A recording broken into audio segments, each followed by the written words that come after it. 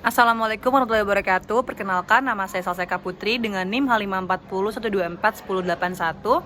Dan pada video ini aku akan memenuhi penugasan praktikum pengantar ekonometrika.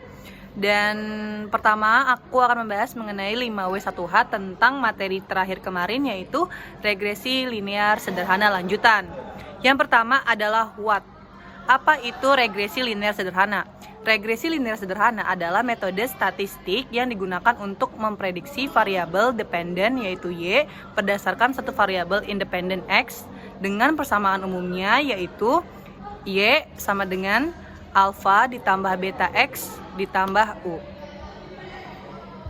Yang kedua adalah why. Mengapa digunakan? Mengapa kita menggunakan regresi linear sederhana?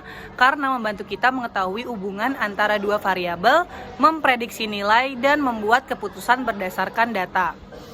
Kemudian yang ketiga adalah who. Regresi linear sederhana banyak digunakan oleh mahasiswa, peneliti, analis data, hingga pengambilan kebijakan. Selanjutnya adalah where, di mana digunakan. Metode ini digunakan dalam penelitian, analisis bisnis, dan perencanaan ekonomi. Contohnya untuk mengetahui pengaruh luas toko terhadap penjualan. Yang kelima adalah when. Kapan digunakan? Regresi linear sederhana digunakan ketika kita ingin memprediksi atau mengukur pengaruh satu variabel terhadap variabel lain. Yang ketiga adalah how, bagaimana caranya. Caranya yaitu dengan menggunakan metode OLS atau Ordinary Least Squares yang mencari garis regresi dengan meminimalkan error. Prosesnya meliputi perhitungan intercept, slope, uji hipotesis, dan juga interpretasi hasil.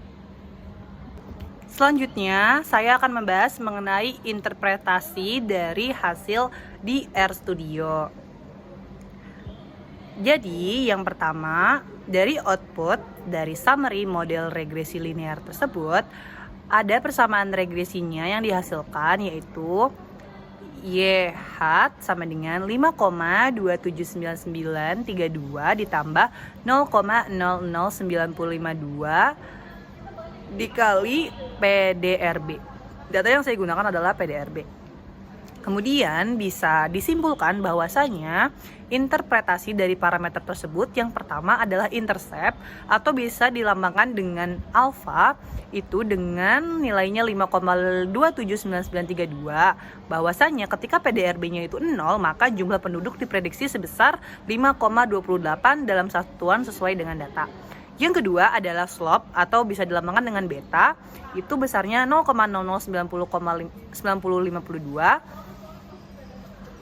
Artinya, setiap kenaikan PDRB sebesar 1 unit akan meningkatkan jumlah penduduk sebesar 0,009052 dalam satuan data. Serta bisa dilihat juga p-value untuk variabel PDRB itu 0,0411 lebih kecil dari 0,05. Artinya, tolak H0 sehingga PDRB berpengaruh signifikan terhadap jumlah penduduk. Serta R kuadratnya itu adalah 0,4249, 42,49%. Artinya 42,49% variasi jumlah penduduk dapat dijelaskan oleh PDRB, sedangkan sisanya yaitu 57,51% dijelaskan oleh faktor lain. Yang kedua adalah interpretasi hasil di Ifuse. Jadi untuk Ifuse sendiri menghasilkan persamaan regresi yaitu Y sama dengan 642,8795 ditambah 46,94406 dikali X, dan bisa kita simpulkan berarti intercept atau C-nya itu adalah 642,8795. Bahwasannya jika X-nya 0 maka Y itu diprediksi sebesar 642,88.